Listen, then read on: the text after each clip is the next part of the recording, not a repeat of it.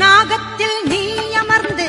காட்சி தரும் அலங்காரம் நாயகியே உன்னை கண்டால் நாவில் வரும் ஓங்காரம் பாசம் என்னும் மலரெடுத்து ஆசையுடன் மாலை தொடுத்து நேசமுடன் சூட்ட வந்தோம் மாசில்லாத மாரியம்மா பாசம் என்னும் மலரெடுத்து